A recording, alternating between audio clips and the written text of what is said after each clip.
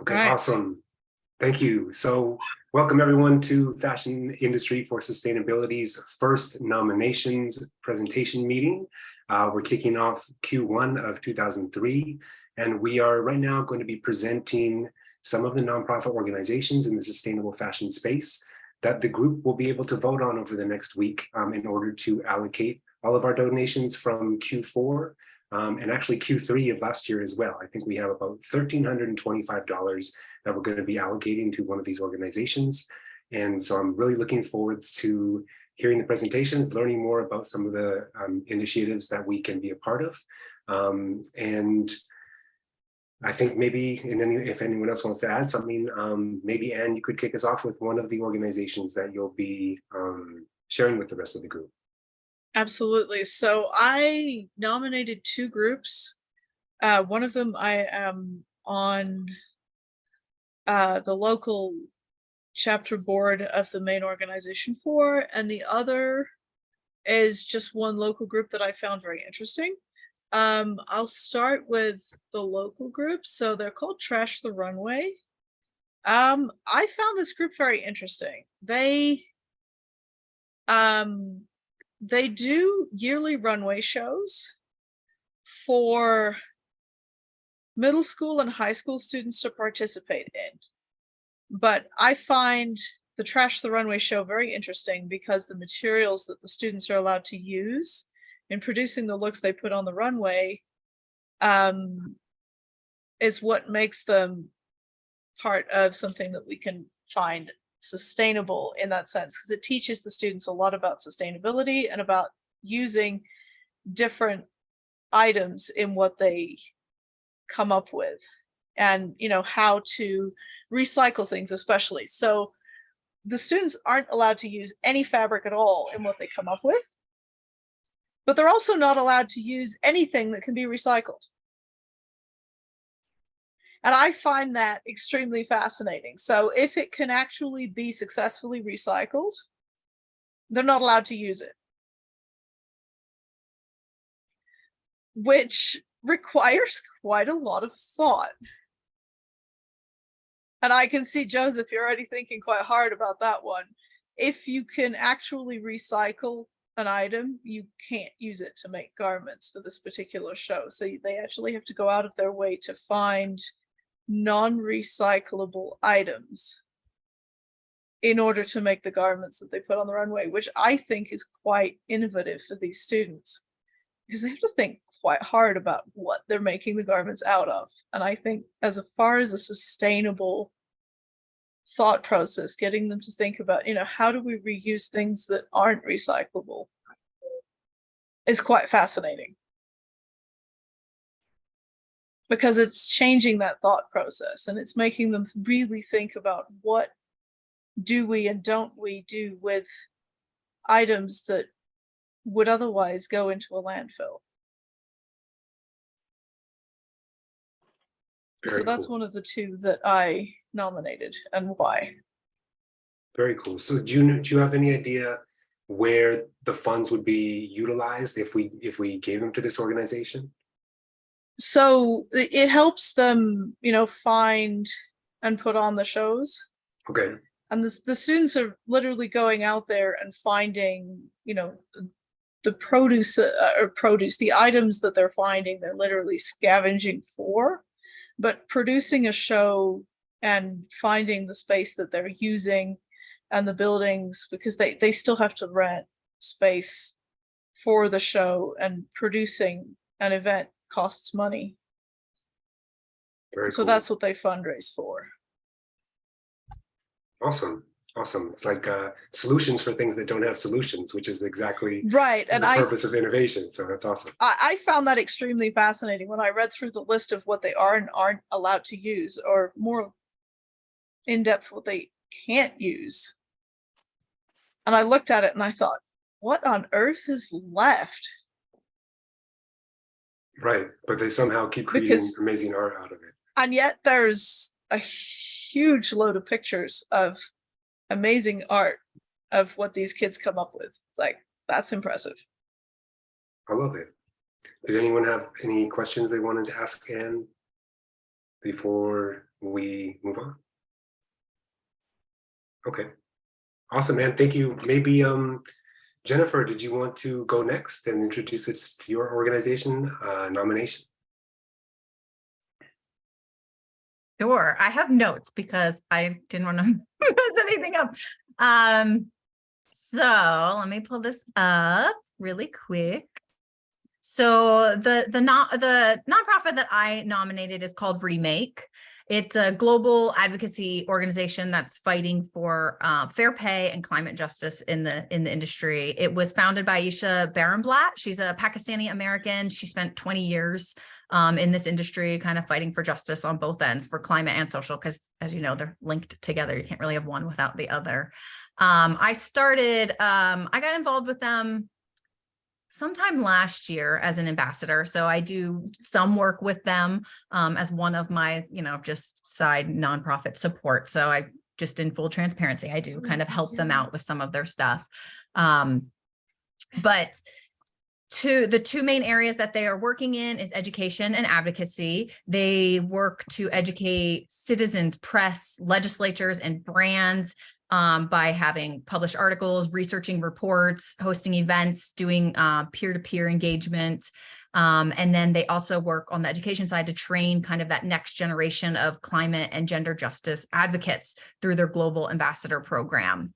They also engage directly with brands and unions and policymakers to help reshape the industry. A lot of the work they're doing, for instance, right now is to help push and advocate for the Fabric Act as our first federal fashion policy here in the US.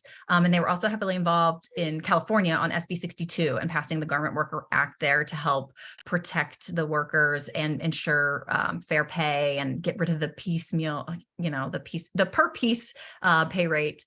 So they've been involved in this for a really long time. They often spearhead coalitions that involve straight from the bottom garment workers, like doing the work all the way up through NGOs and activists and the brands. So they're kind of bringing these groups together to have these conversations so that there can be fair pay and climate justice.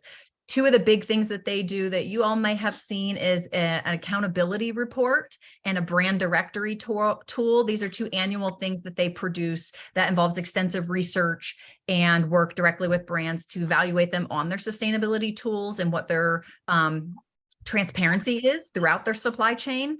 And then they, from that, have like a brand directory tool. So it can be consumer facing to help educate consumers so that they're supporting brands that, are more sustainable in their practices and more socially forward in their treatment and labor practices. So those are really good, like public education tools. Today, Remake has presence on 22 university campuses from Columbia and Drexel to Berkeley and around the world.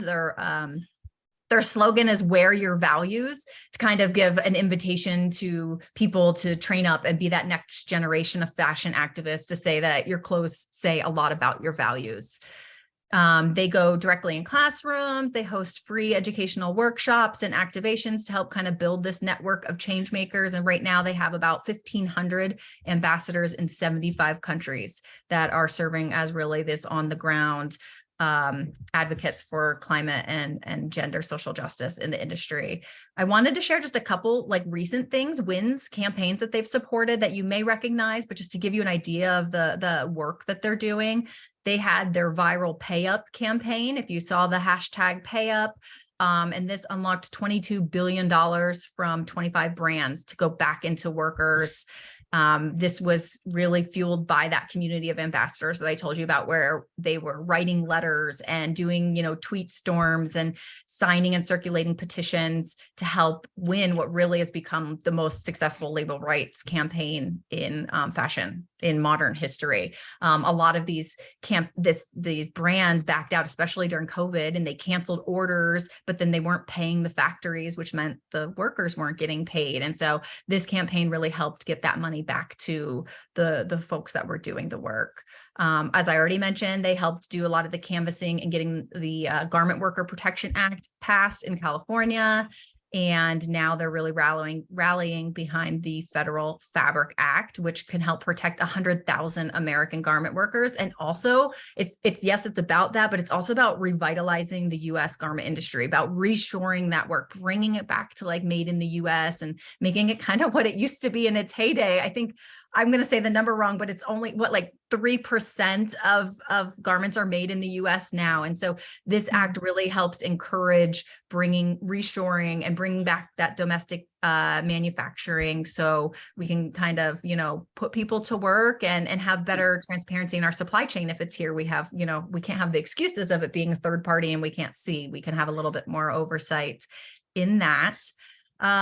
And then just to kind of, I know that, Joseph asked this question to the last one, and I had notes here, some of what the funds could go to, just so you know what would help, what this giving could help them do. It can help them grow their presence and train some more from middle school, high school, colleges, college campuses.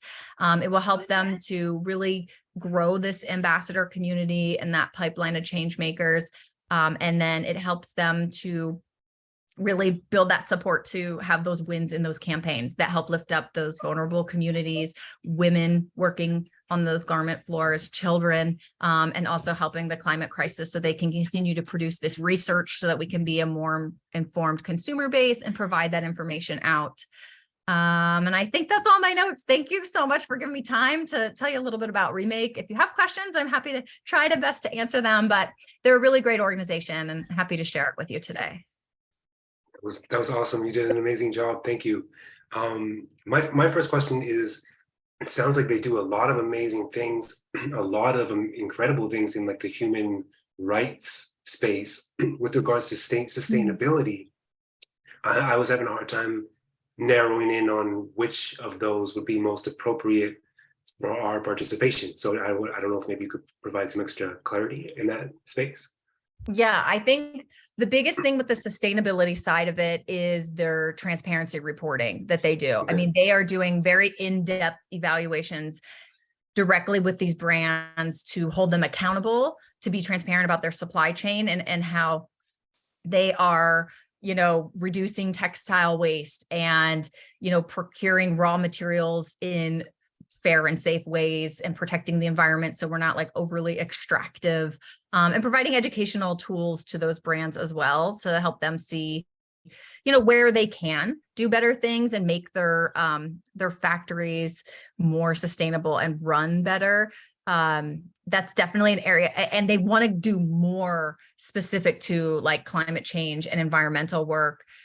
They were founded after, not right after Rana Plaza. That was more like Fashion Revolution and stuff, but it was part of that kind of, this was the final straw. Aisha was like, we need to do something. So it definitely started more heavily focused on the social. And just these last couple of years, they've really started to dive in more in that sustainability, environmental connection aspect. Awesome. It sounds like they're doing incredible things. So I go for it. Yeah, if a donation was to head in the direction of Remake, could it be earmarked for a very specific cause within what they do? I think so. I can't say with certainty. I mean, most nonprofits, you can dictate where it should be funneled. Like if you want to make sure it supports climate communications rather than social or whatever, I'm pretty certain they're used to things like that, but I don't want to say that with 100% because I'm not on the inside to know for sure. Okay, sounds good. If we are thinking about that, it would be good if you could reach out to someone this week and try to find some clarity and be like, hey, if we had like a specific initiative with regards to sustainability, give us an idea of what we would be contributing to, because there's just so much there that it would be good to know what part of that impact that we're a part of. Yeah.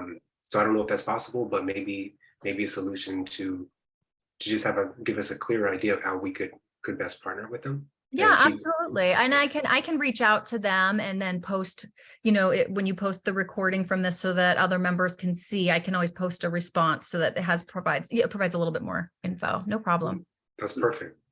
That's perfect. I know Anne is a big advocate of bringing textile production and protecting, local laborers and stuff like that too. So, there's all kinds of stuff that's going on that we're happy to be a part of. Did anyone else have any questions for Jennifer before we move on? Okay, that was excellent. Thank you so much, Jennifer. Amina, why don't you take the stage?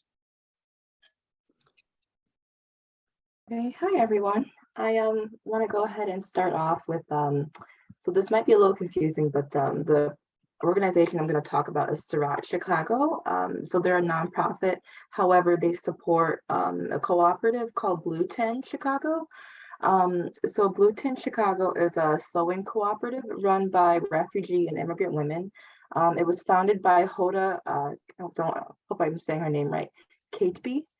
She's an Iranian woman who saw a need for change in the fashion industry. Blue 10 Production seeks to provide like highly skilled refugee and low-income immigrant women, minority women as well, and it gives them full-time work here in Chicago. They produce clothing for designers and brands nationally, while simultaneously meeting mental and physical health, childcare, transportation needs, and a whole bunch of other needs for their members. And in doing so, Blue 10 Production acts as an alternative to sweatshop fashion within the United States, disrupting chains of violence within the industry. So they pay their laborers fair wages. They work pretty much like on a 9-to-5 type schedule, which is unlike most garment factories, which work like 11 to 12-hour days. And they pay them fair wages based on the standards here in America. Blue 10 works with designers and digital pattern makers to maximize the yardage of the fabric, minimizing waste when cutting the fabric. So leftover fabric waste is used to develop new products. And then any fabric that's still left over after that is saved for educational purposes because they offer free sewing classes to the community. So lastly, any scraps that are still too small for educational purposes are then used as packaging materials by being shredded. So this co-op has been featured in New York Times, Business of Fashion, Vogue, and then to kind of go off the question that's been asked, like what would the funds be used for? So I've been in contact with the founder Hoda and also her partner Sloan, and they said that in donating to Surratt, the funds would go to like supplies, like providing like fabric for designers and for wages as well. Love it. Thank you so much, Amina. That was awesome. Yeah. Does anyone have any questions? And I know you had thought about that organization as well. Is there anything you wanted to add in terms of your understanding or with respect No, I to think what I'm going to share? I think that was great. I actually have one client who's working with Blue 10 at the moment, so I think that was great. Okay, awesome. Yeah, they are open to working with designers from all backgrounds in Chicago. So I feel like it's a great way to keep, manufacturing here in America. I love it. I Thank you. literally just shipped a box to Chicago this afternoon.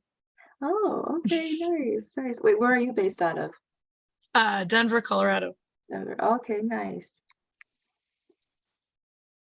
Okay, great. Well, we'll move on. These are excellent choices. So I'm just happy that everyone did such a great job. Amina, thank you for being in touch with them.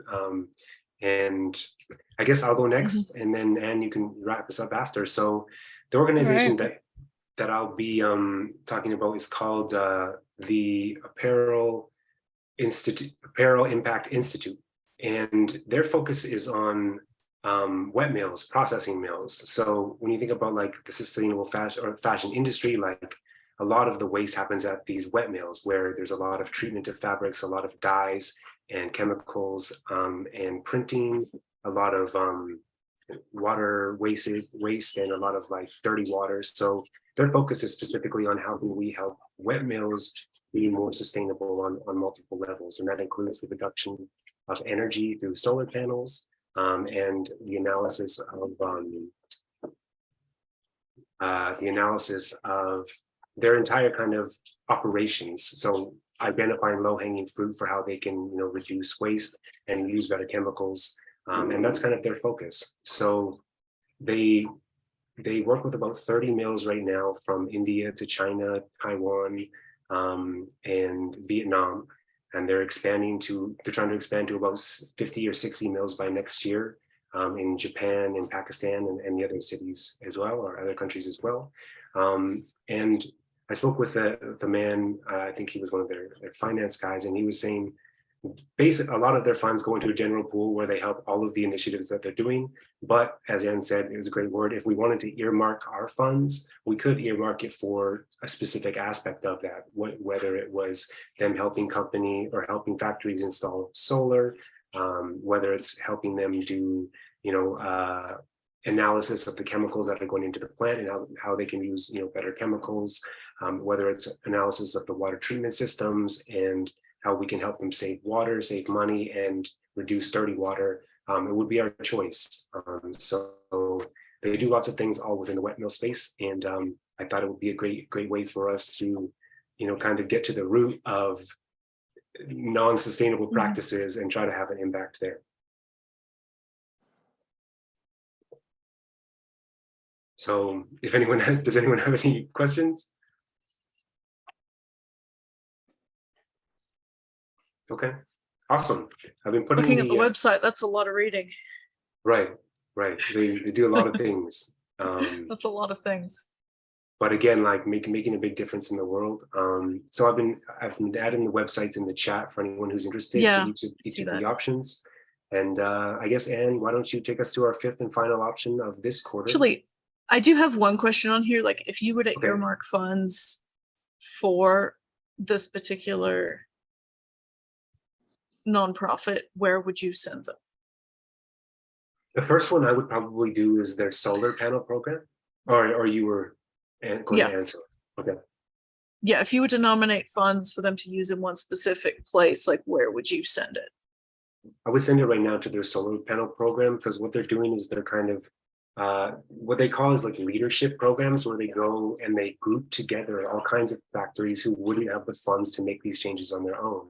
So they're grouping them together, then they're negotiating with solar panel providers to see how can we, change the operations, get these panels on these factories, reduce their energy costs, and then have them basically pay you back in their energy savings. So it gives them action when they don't have the funds to take action on their own.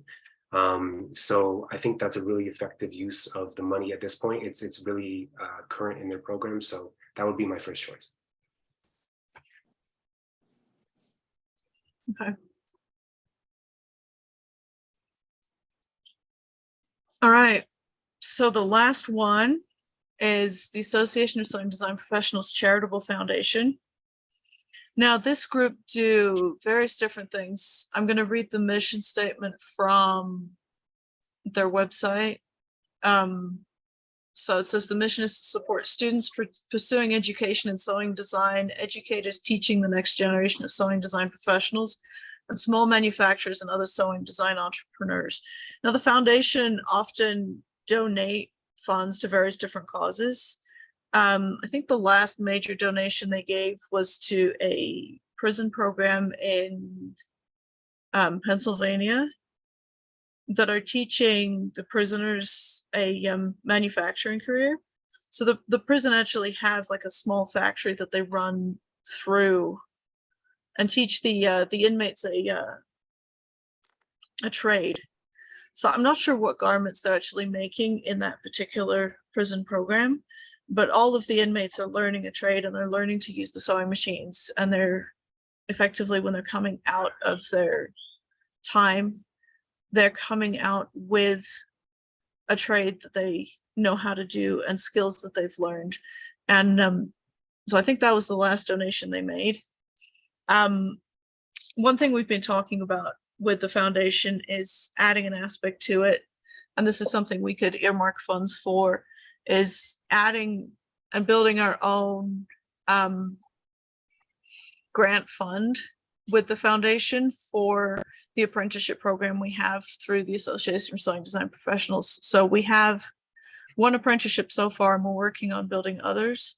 The apprenticeship with the Department of Labor that we have is for alterations businesses to take on apprentices with the Department of Labor approved program. But one of the biggest hangups for those apprentices is finding funding in order to be able to afford to pay an apprentice.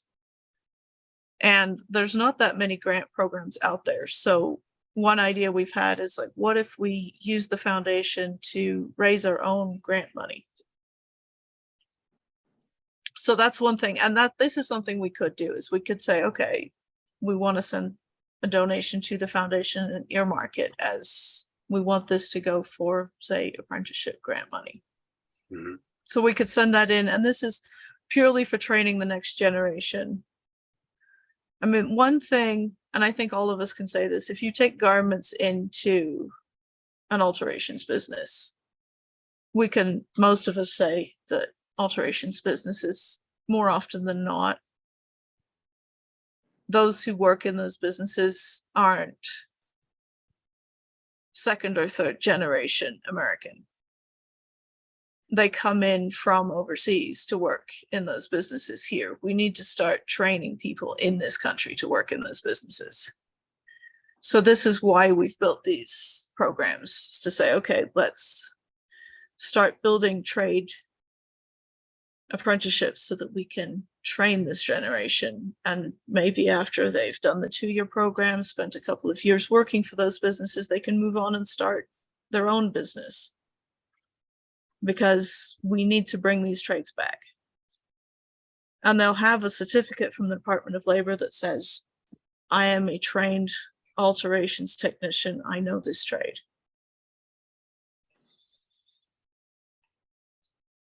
It's super interesting because it makes me think, you know, I always come back to the word sustainability, and it makes me think about it's kind of creating a self-sufficiency, which will allow local industry to be more sustainable in a manner. So it's just, it's an interesting take on all of the different ways that we can, you know, really get behind different types of initiatives to have a positive impact. I mean, we want to bring the sustainability, in a sense, it's that economic sustainability where we want to bring things back and say, okay, let's bring this labor force back to this country and say, okay, let's have everybody working here, but somebody has to be training people. For now, we have this apprenticeship program because alteration shops are very important. We do want to start working on garment construction and have programs that the factories can use, and something that all factories can pull on and say, okay, it's the same program across the board. Right. Right. And there's obviously And, you know, a deficit. It's not easy with the factories. There isn't that much consistency in the training programs in factories. Often you find there's, you call one factory and say, who's training your seamstresses? And they'll sort of go, well, that's an interesting answer. So we're looking at trying to help and to come up with something where, okay, you have a program and we're not asking each person to call the Department of Labor individually and go through all the hoops, each business, because it's a lot of hoops to jump through. So if we do that as an organization, it makes it so much easier for each business. Because the organization has done it. And then we have the standard of quality for the organization, which hopefully gives it a universal standard. So, but then if we can build this grant fund as well, then that would also give us the means to help those businesses get on their feet and start doing that, because it's an expensive task to take on an apprentice and to pay for those hours that you spend training somebody.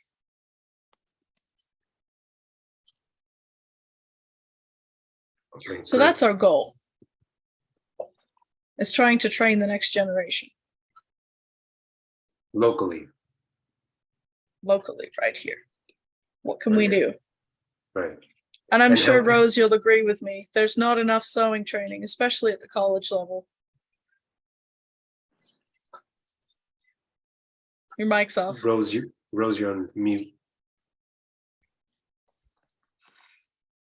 No, you're so right. It's too expensive of a program, I have to tell you.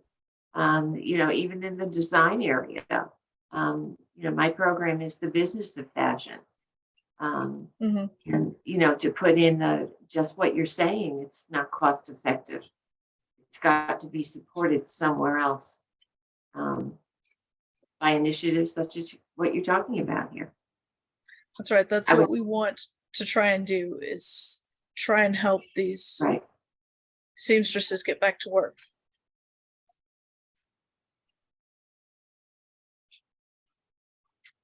Right. Rose, were you going to add anything else?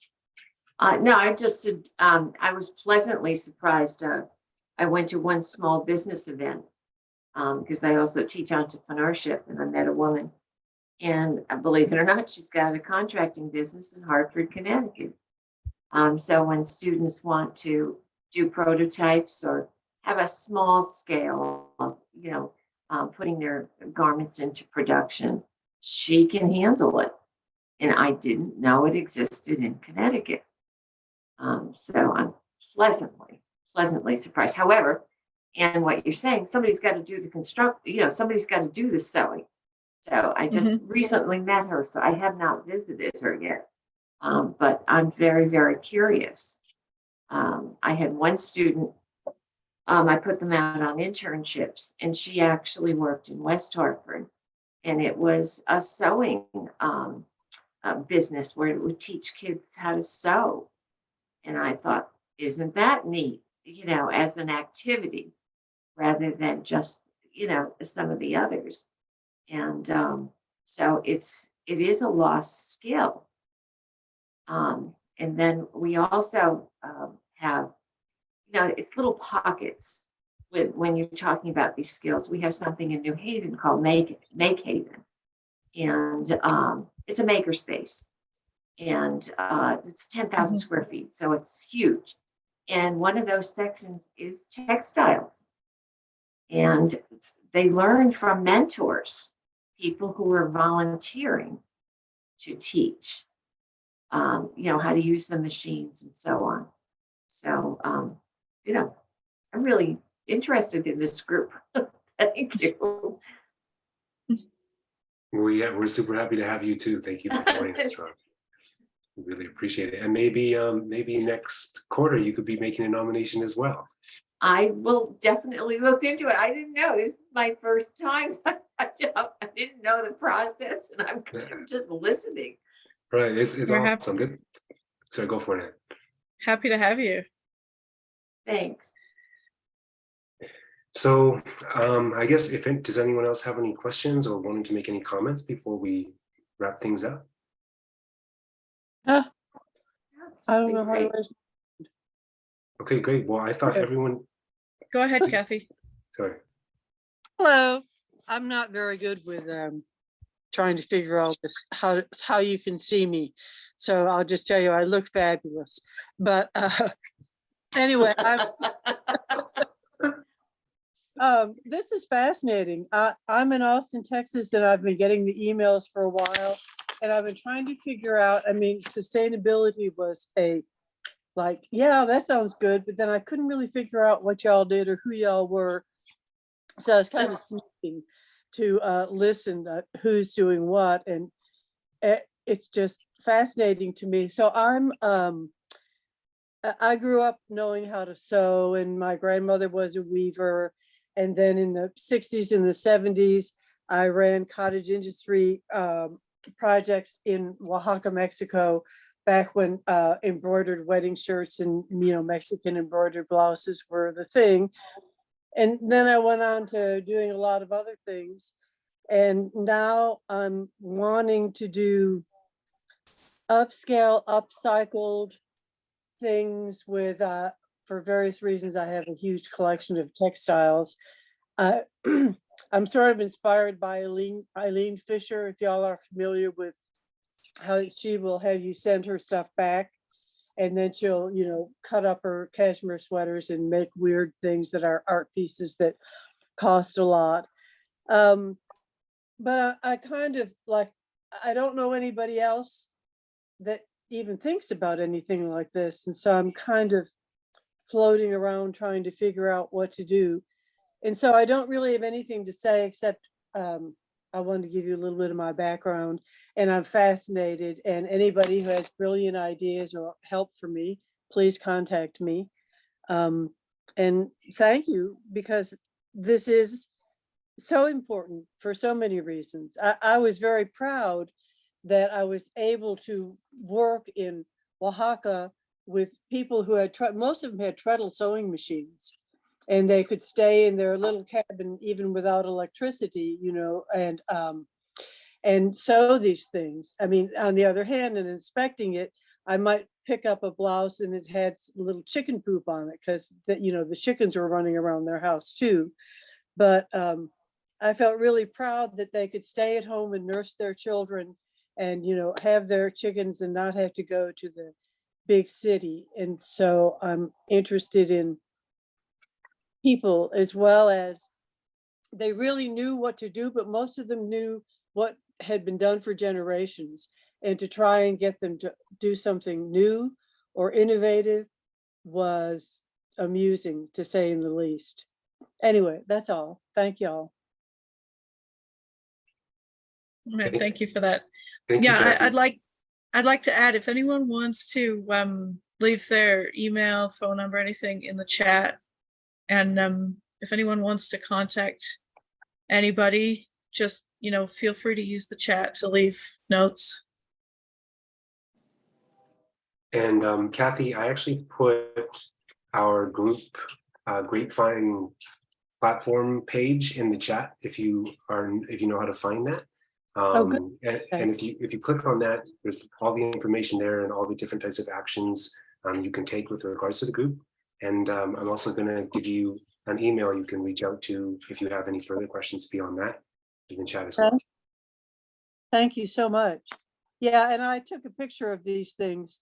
And so hopefully that will help me, you know, be able to get back in touch with y'all if I need to, because I'm not always good with, I click a link and I don't know how to save it. I am 76. And so one of my biggest problems is that I'm not tech fluent.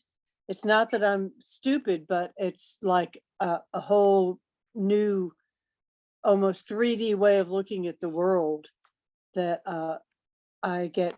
It's a whole new world. Yeah, it is. It's wonderful. I mean, because I'm getting to talk to y'all. How about that? But it's also feel real clunky at it. So You made it this far, so you're doing a good job. Thank you so much. Absolutely. Okay, thank you.